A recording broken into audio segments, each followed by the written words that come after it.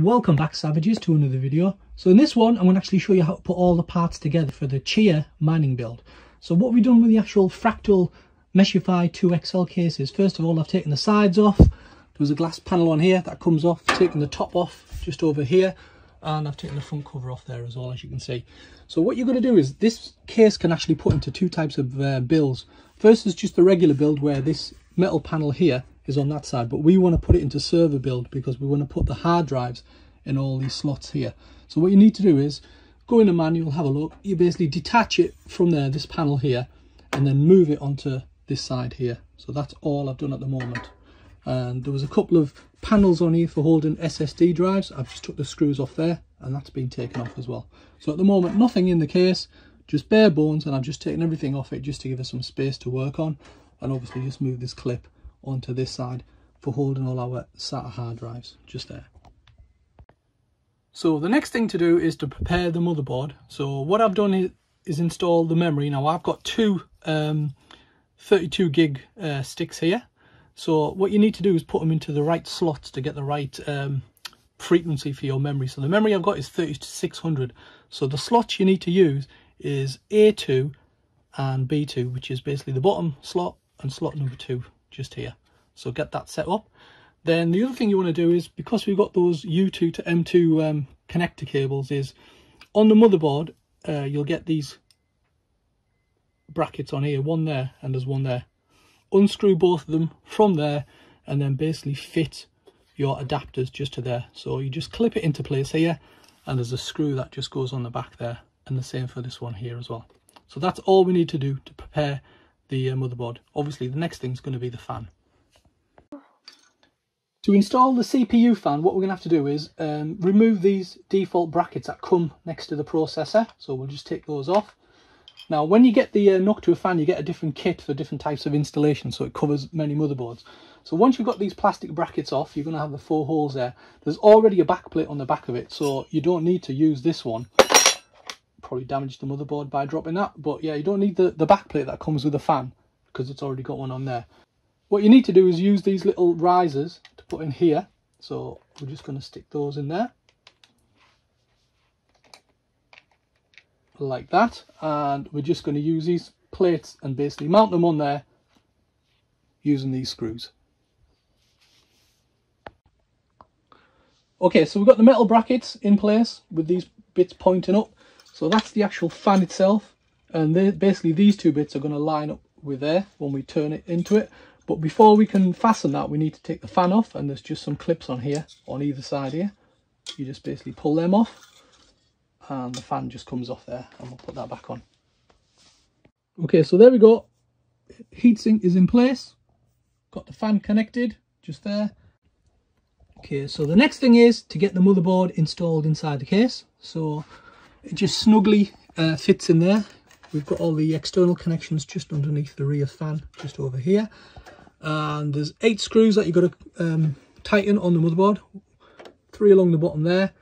There's 2 here. And there's 3 up there as well.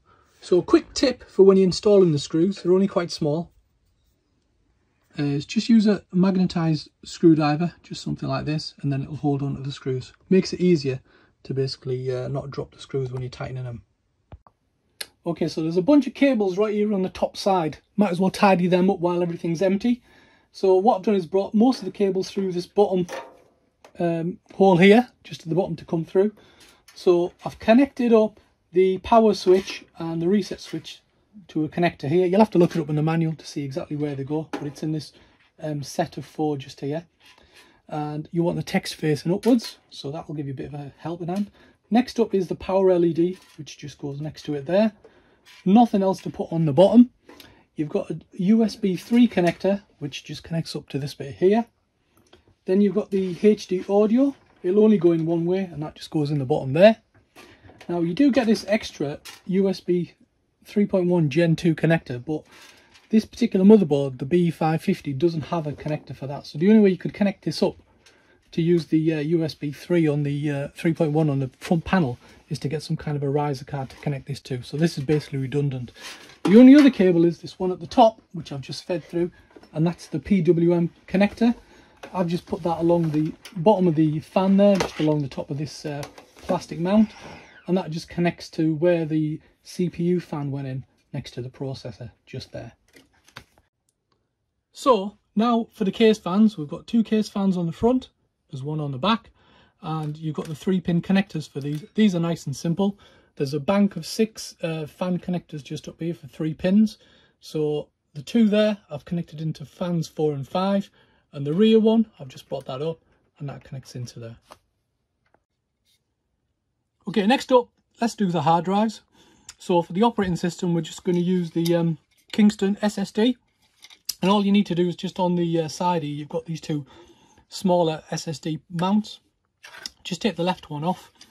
There's 4 points there where you can connect this to the hard drive, screw them in, clip it onto there, and then just tighten that screw, and that's it done. Next up, we've got the plotting hard drives, these 2 here. There wasn't really any way of fixing these to the case anywhere. I could have put them in one of these bays because I'm not really using more than 8 drives, but I've just decided to leave them down here and just used a couple of cable ties just to secure them in place.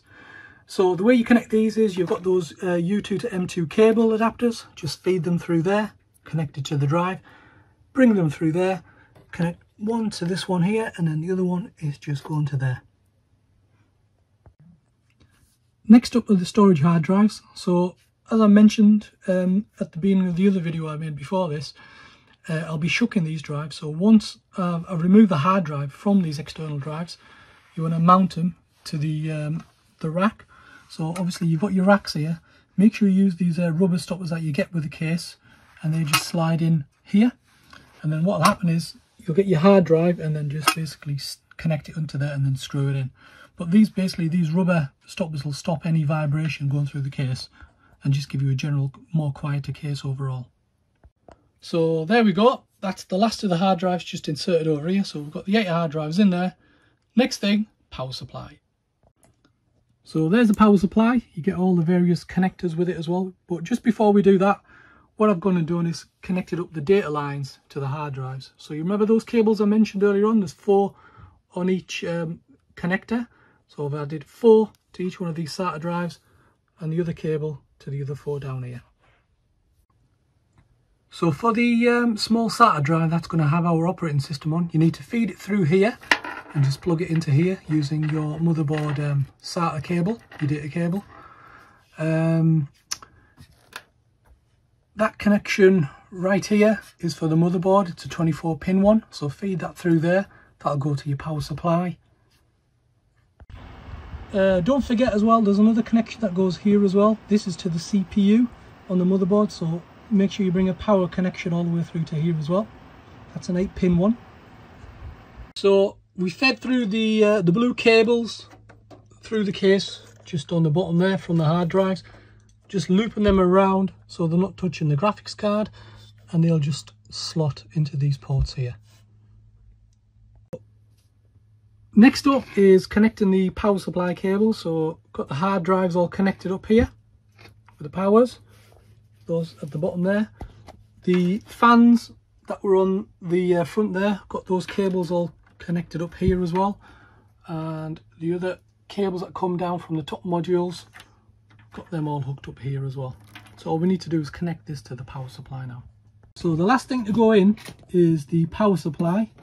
Just going to lift this cable up. So we've got all the connectors over there fitted in. There's still plenty of spare slots on here if we need to use them, and the main motherboard cable goes in this bottom slot here. Okay, 2 issues I've come across when I've connected all this up and booted up. First of all, one of these hard drives here, the Intel ones, wasn't getting picked up in the BIOS. So after doing a load of troubleshooting, figured out that the problem was the adapter here. So we originally got a set of 2 red ones. That one had gone faulty, so I've actually sent that one back and got a replacement one. So as soon as I put the replacement one back in, both of these drives are now being picked up in the BIOS and they're working. So those are our plotting drives and they're good to go as well. Last but not least, the only other concern I had was about the Adaptec hard drive controller. It's only got a heatsink on there at the moment, but that gets extremely hot. So what I've done is I've built a DIY mini fan mount which is blowing cold air onto it, and that should keep it nice and cool. There is a separate video on how I made this, so stay tuned, that's coming soon. That's the Chia build all complete. The next bit was installing the operating system, and I've opted for Windows 10, so that's all installed as well. As you can see, it's picked up all the drives. So for the C drive, we've got that SSD drive that we installed for the operating system. Then we've got 8 SATA drives, and the 2 drives at the bottom are the 2 Intel ones, which we're going to be using for plotting. There we go. So it's been a long slog. There's been a lot of setbacks along the way, but finally got it built. Looking forward to installing Chia on here and seeing how that goes. Might make a video a bit further down the line just to let you know how it's going. But anyway, I hope you like this video. If you have any questions, feel free to drop a comment below and I'll see if I can help. But please subscribe, like, and I'll see you savages on the next one.